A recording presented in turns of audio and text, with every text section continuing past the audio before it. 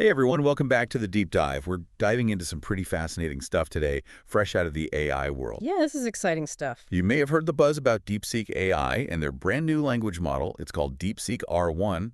And, well, we've got the research paper right here, DeepSeekR1.pdf. That's right. So we're going to break it down nice and easy. Absolutely. By the end of this, you'll be right up there with the AI experts on this one, trust me. Yeah.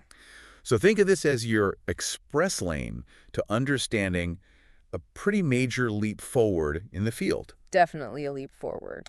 All right, so the paper goes deep, no pun intended, into how DeepSeek AI went about making their language models, smarter.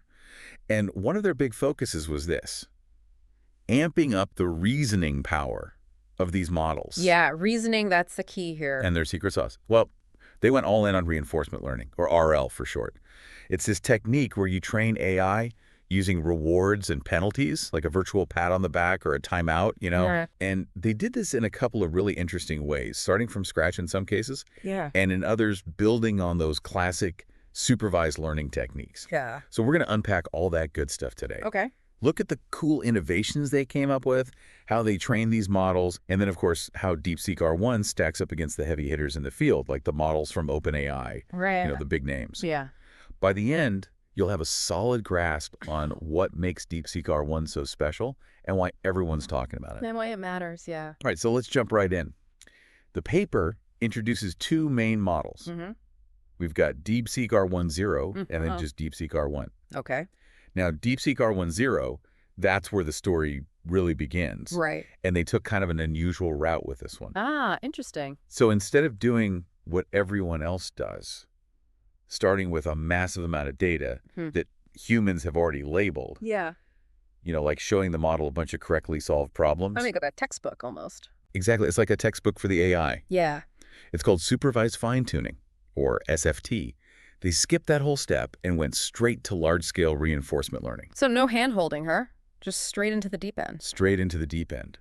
Pretty bold move, wouldn't you say? It is. You see, for a long time, everyone thought you absolutely needed that initial training on human-labeled data, that SFT, to even get to a point where you could use reinforcement learning effectively. Yeah. Especially for something as complex as reasoning. Like, you got to teach the AI the basics before it can solve the really tough problems, right? Makes sense. So this DeepSeek R10 going directly to RL, it's like throwing a kid into a pool and saying, okay, figure out how to swim. Exactly. Yeah. But here's the amazing thing. They actually pulled it off. DeepSeek R10, trained purely with RL, showed what the researchers call remarkable reasoning capabilities. And the crazy part is, these capabilities emerged all on their own. Emerge naturally. Yeah. That's what really caught my eye in the paper, is like the AI was figuring things out by itself. So what kind of reasoning behaviors are we talking about here? So the paper dives into a few interesting ones: self-verification, reflection, and these things called chain-of-thought reasoning processes. Okay, yeah, the cut T. I remember seeing that. But what do those actually look like in practice? Okay, let me try to paint a picture for you. Perfect. Imagine the model is working on a super difficult math problem. Right. Now, self-verification is like the model double-checking its work. Yeah. Like it's going back over its calculations or making sure its logic makes sense as it's solving the problem. Makes sense. And then there's reflection, which is even more interesting. Yeah. It's like the model is taking a step back and saying, hold on a second, am I even on the right track here? Yeah. And if it senses it's heading in the wrong direction, it might totally switch gears and try a different approach, almost like a human having a eureka moment. And finally, those long chain of thought or COTI processes, Right. those are basically the model showing its work step by step. Oh, okay. So it's not just spitting out an answer, it's laying out its entire reasoning process, just like a human expert would explain how they got to a solution. That's really cool. Yeah, it is. And, what's even cooler is that these sophisticated reasoning behaviors, they weren't programmed in. Right. They just kind of popped up organically through the reward system the researchers designed. That's what's so fascinating about reinforcement learning, right? It really is. It speaks to the power of RL, how it can lead to these unexpected, almost emergent abilities in AI. Absolutely. And it's not just about these cool behaviors either. The performance metrics, the numbers, they're super impressive too. Yeah, the performance is really what seals the deal. The paper highlights a huge jump on the AME 2024 benchmark. Yeah. This is a really tough math competition for, like, the brainiest high school students out there. Not your average math test, that's for sure. So the pass at one score, which basically tells you how often the model nails the right answer on the very first try. Right. It went from a measly 15.6% all the way up to a whopping 71.0% just through RL. That's huge. And then, get this, they used a technique called majority voting. Okay. And it actually ended up matching the performance of OpenAI's o10912 model at 86.7%. Wow. Now, for our listeners who might not live and breathe AI benchmarks, Right. what does this kind of improvement actually tell us? What's the big deal here? So this kind of jump, that's not just an incremental improvement. We're talking about a real breakthrough in the model's ability to grasp abstract reasoning, to solve complex problems. It's moving beyond just recognizing patterns, getting closer to actual understanding. Yeah. And that's a major hurdle we've been trying to clear in AI for a long time. Yeah. The AM, that's not about memorizing formulas. You need deep conceptual understanding. You got to be able to apply your knowledge in ways you haven't seen before. So seeing that massive increase in the pass at one score, that tells us this model's gotten a lot more reliable, a lot more accurate when tackling these really intricate problems. Okay. And to match the performance of OpenAI's o100912, Right. which is already known for being great at reasoning, that really underlines the potential of DeepSeek's pure RL approach. So it sounds like DeepSeek R10 was a pretty big win for reasoning, right? Definitely a win, yeah. But the paper does mention a couple of hiccups along the way. Stuff like poor readability and sometimes mixing languages in its output. Yeah, interesting, right? If the reasoning itself was so strong, why were these issues popping up? That's a great question. So the thing is, while the model was becoming a reasoning whiz, the main focus during that RL training was all about getting the right answer. Right. The reward system, it basically said, hey, figure out the correct answer and make sure you use those think tags to show your work. Yeah. It wasn't really pushing for clear, human-friendly language. It wasn't punishing the model for mixing languages or being hard to understand. Okay. So the model could get to the right answer, but its thought process, it might be all over the place. Yeah. Maybe it's switching between languages. Maybe it's poorly organized, basically. Yeah. A mess for a human to try to follow. Got it. This highlighted a really important challenge. You can't just build an AI that's smart. Right. It's got to be user-friendly, too. It's got to be able to communicate effectively with humans, you know? And that brings us to DeepSeek R1. Okay, yeah, before we get to DeepSeek R1, there was this one thing in the paper that I found super interesting. This aha moment the researchers observed during the DeepSeek R10 training. Ah, that was fascinating. They said it was like the model learned to rethink how it approached problems and to spend more time actually thinking things through. Yeah. Can you walk us through that a bit more? So what happened was, at some point during the training, the researchers noticed this new behavior. Right. The model would start working on a problem, and then it would seem to just pause. Almost like it was saying, wait a minute, let me look at this again. Wow. And then it would revise its strategy, often coming up with a much better solution. Okay. There is a really cool example in Table 3 of the paper, where the model is solving a math equation, and it actually realizes it needs to go back and reevaluate its initial steps. Interesting. This was a huge insight for the researchers because it showed how RL, just by providing the right incentives, can lead to AI developing these really sophisticated problem-solving strategies. Yeah. And we're not just talking about memorizing facts or following rules. Right. This is about knowing when to rethink, when to change course. That's a really high-level cognitive skill. It's like the model wasn't just learning what to do, but how to think better. Exactly. It's a bit mind-blowing, isn't it? It is. It makes you wonder, is this a new form of thinking that we're witnessing? Yeah. Or is it just super complex pattern recognition that just looks like thinking? It's a great question, and one we're still grappling with in the field. So to go back to the reward system that guided all of this learning, it was mostly based on getting the right answer in the format of that reasoning process, right? Exactly. For DeepSeek R10, they kept things pretty simple. They used rule-based rewards, mainly focused on accuracy. So correct answers got points, especially in areas like math and coding, where you can easily check if the answer is right or wrong. Right.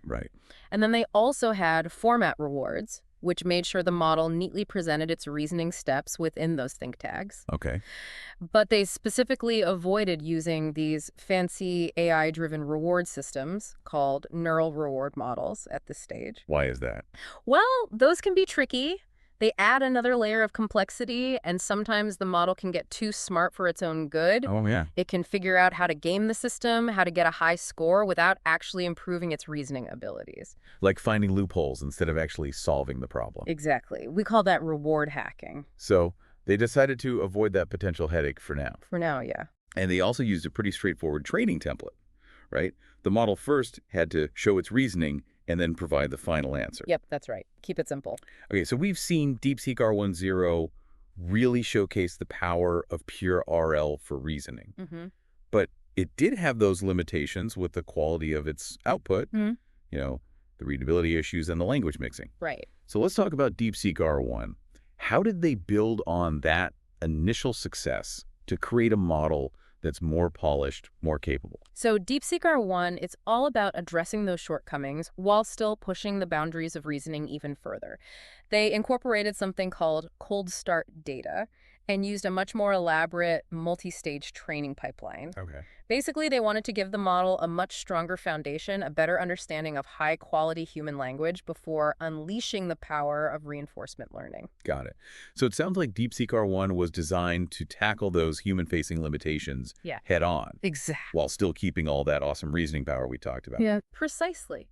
They wanted the best of both worlds. All right, so tell me about this cold start phase. Okay, so this is where they fed the model tons, we're talking thousands of high-quality examples of that chain of thought reasoning. Okay. But these examples, they were all carefully created and annotated by humans. So it's not just about getting to the right answer anymore. Not just that, the focus was on teaching the model to reason well and to explain its reasoning in a way that humans could easily understand. Ah, so they're trying to make the AI's thought process more transparent, more human-readable. Exactly. It's like teaching the model to think out loud in a clear and organized way. That's a cool way to think about it. So they added summaries at the end of the responses. Yeah, to give a nice, concise takeaway. And they were really careful about filtering out any content that wasn't reader-friendly, especially those language mixing issues we saw before. Interesting. And they even defined a specific format for this data.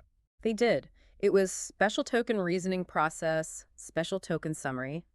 This structure helped the model learn to organize its thoughts and present them in a more digestible way, like a well-structured essay. So after they fine-tuned the model with this cold start data, then they went on to the reasoning-oriented reinforcement learning stage. That's right. Was this similar to the RL approach they used for DeepSeek R10? Yeah, the basic RL algorithm was pretty similar, focused on pushing the model to get better and better at reasoning in areas like coding, math, science, all the brainy stuff. Okay. But with DeepSeek R1, they introduced something new, a language consistency reward. Ah, so this is where they really started cracking down on those readability issues. Exactly. This reward was all about discouraging the model from mixing languages within its chain of thought, even if it meant sacrificing a tiny bit of performance in some cases. They realized that readability and coherence were crucial for real-world applications. So it was a trade-off, but one they were willing to make. Right. They wanted to create a model that was both intelligent and easy to understand. It's like they were saying, hey, AI, you're smart, but you got to learn to speak our language. Exactly. Okay, so we've got the initial supervised training, then a round of RL that targeted reasoning and language consistency. But then there's even more, right? There is. We're not done yet. The paper talks about rejection sampling and supervised fine-tuning, and then a final stage of reinforcement learning for all scenarios. That sounds pretty intense. It's a comprehensive approach, that's for sure. Break it down for us. Okay, so after that reasoning-focused RL, they used the trained model to create a whole new data set for supervised fine-tuning. They use a technique called rejection sampling. Rejection sampling, what's that? It's like the model generates a whole bunch of different reasoning examples, and then we have a judge, which sometimes is another AI model, that picks out the best ones to add to our training data. So it's like an AI talent show, and only the best acts make it through. Exactly. We're filtering for quality. And some of these reasoning examples were judged by a generative reward model that was powered by their DeepSeek V3 model. Okay. Now, here's the interesting part. They didn't just stick with reasoning data at this stage. Oh. They also threw in some non-reasoning data, things like writing tasks, answering factual questions, and stuff that DeepSeek V3 was already good at. So they're giving the model a more well-rounded education. Exactly. By the end, they had a massive data set with roughly 600,000 reasoning samples and 200,000 non-reasoning samples. Wow. And all of that was used to fine-tune the model even further. That's right. They basically took everything the model had learned so far and cranked it up a notch. All right, so what was the goal of that final reinforcement learning for all scenarios stage? Yeah. It sounds like they were trying to make the model more aligned with human values and expectations. You got it. This last RL phase was all about making sure the model behaved well across all kinds of prompts and scenarios, not just those focused on reasoning. They wanted the model to be helpful, harmless, and aligned with what we humans consider good behavior. So how do they do that? Well, for reasoning tasks, they stuck with those rule-based accuracy rewards that we talked about earlier. Makes sense. But for the more general data, they used reward models, which are better at capturing those more subjective human preferences. Okay. To evaluate helpfulness, they looked specifically at the final summary generated by the model, making sure it was actually useful and relevant to the prompt. So they're not just rewarding correct answers anymore. They're rewarding answers that are actually helpful to a human user. Exactly. And for harmlessness, they looked at the entire response, including the reasoning steps, to catch any potentially harmful content or biases. Ah, so they're making sure the model is not just smart, but also responsible. Exactly. They're training it to be a good AI citizen. That's really important. Okay, so after all that training, all those different stages, how does DeepSeek R1 actually perform? The paper has a whole table comparing it to other top models. Right. Let's get to the results. The benchmark numbers are pretty impressive. On the AME 2024 benchmark, DeepSeek R1 scored a 79.8% pass at 1, which is basically neck and neck with OpenAI's O1 1217, sometimes even a little bit better. Wow. And on the Math 500 benchmark, it really shines 97.3% pass at 1. That's on par with O1 1217 and way better than a lot of other models. So this model is a math whiz. For sure. But it's not just about math. It also showed expert-level coding skills, scoring really high on Codeforces, which is like a platform where programmers compete and get ranked. DeepSeek R1 got an ELO rating of 2029 that's up there with the pros. Yeah, that's pretty amazing. It also did really well on general knowledge benchmarks, but what's really interesting is that it excelled in educational tasks, particularly in STEM fields. Which makes sense given its strong reasoning ability. Exactly. It all ties together. Now, there's another part of the paper I found super interesting, Cool. and it's this idea of distillation. So they're basically taking all the knowledge and skills from DeepSeek R1, this big, powerful model, and transferring it to smaller, more efficient models. Right, distillation. Why is that such a big deal? So think about it. These larger models, they're like supercomputers. Yeah. They need a ton of computing power to run, which makes them really expensive and hard to use in a lot of real-world applications. So that makes sense. But if you can distill their knowledge into smaller models that are almost as good but way more efficient, Okay. then you can start using them everywhere. On Wow. your phone, in your car, you name it. So it's all about making AI more accessible, more practical. Exactly. Democratizing AI, if you will. I like that. So what DeepSeek AI did was they took these smaller open source models based on the Qwen and Llama architectures, Right. and they fine-tuned them using that huge data set of 800,000 examples generated by DeepSeek R1. So you're basically teaching these smaller models the tricks of the trade, all the reasoning strategies that the bigger model learned. That's a great way to put it. And their research showed that this direct fine-tuning approach, Yeah. the supervised learning where the little guy learns from the big guy, Yeah. that was actually more effective for these smaller models than trying to do reinforcement learning directly. That's right. That's a pretty important finding, wouldn't you say? It is. It tells us that for smaller models, learning from a really smart teacher can be a faster and more efficient way to boost their reasoning skills than trying to figure everything out on their own through RL. Makes sense. So in the paper, they've got Table 5. Right. Table 5. And it shows some pretty awesome results. For example, their distilled Qwen 1.5b model. Yep. It got some seriously impressive scores on AIM 2024 and Math 500, even beating out the much bigger GPT 400-513 in some cases. Yeah, that was surprising. And their 7b, 14b, and 32b distilled models, they showed similar results, often exceeding what previous open source models could do, and even coming close to the performance of models like O1 Mini. It's really impressive, the performance they were able to squeeze out of those smaller models. And to think, those distilled models were only trained using supervised fine-tuning. The paper mentions that they could potentially get even better with some RL added on top. Right. That's what's so exciting. That's pretty wild. It's like we're just scratching the surface of what's possible with these smaller, more efficient models. Totally. This is just the beginning. I also appreciated that the paper didn't shy away from mentioning some of their unsuccessful attempts. Yeah, it's good to see that. It makes the whole thing feel more real, you know? Absolutely. Like it's not all sunshine and roses in AI research. Yeah. They talked about some challenges with process reward models and trying to scale up Monte Carlo tree search for language models. Yeah. Can you give us a quick rundown on why those didn't quite pan out? So, process reward models. Right. The idea was to reward the AI for its reasoning process, not just for getting the right answer in the end. Yeah. But the problem is, with language-based reasoning, it's really hard to define what the right steps are. Oh, yeah. What might seem logical to one person might not make sense to another. So creating a reliable reward system was super tricky. It's hard to create a rubric for good thinking. Exactly. Plus, those model-based reward systems, they're prone to reward hacking, like we talked about earlier. Right. So it added more complexity without necessarily getting better results. Makes sense. What about Monte Carlo tree search? I know that's been really successful in games like Go and chess. It has. But with language, the problem is just the sheer scale of possibilities. Right. Imagine trying every possible sentence a language model could generate. Wow, yeah. It's just way too much to handle.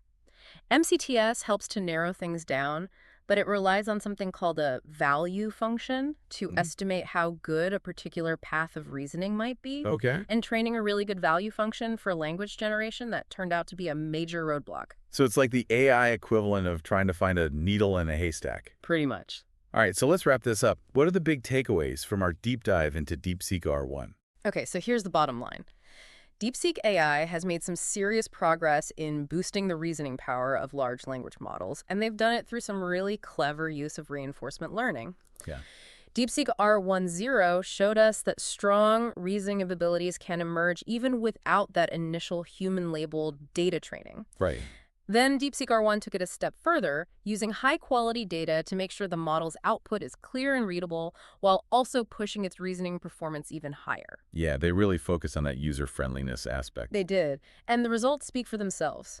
DeepSeek R1 is right up there with the leading models, like OpenAI's o1-1217, when it comes to tackling tough reasoning tasks. And maybe even more importantly for the whole AI field, they've shown that it's possible to take all that reasoning power from a huge model and distill it into smaller, more efficient ones. Right, the distillation, that's huge. That opens up a whole world of possibilities for making AI more accessible and practical. Absolutely. It's a game changer for how we develop and deploy AI in the future. And they didn't just keep all this awesome research to themselves. Yep.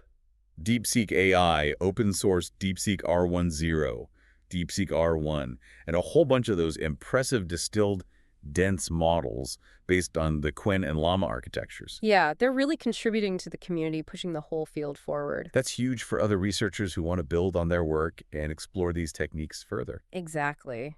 This kind of open collaboration is what drives innovation in AI. And they even pointed out some interesting directions for future research in the paper, right? They did. Things like improving the model's general capabilities beyond reasoning, Yeah? tackling that language mixing issue, Yeah. figuring out how sensitive the model is to different prompts, Right. and making it even better at things like software engineering. So lots of cool stuff still to explore. Oh yeah, there's always more to learn and more to improve.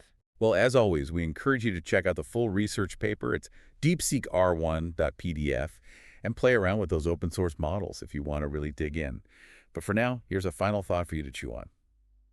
With these advancements in creating smaller, super capable reasoning models through distillation, what does the future of AI look like?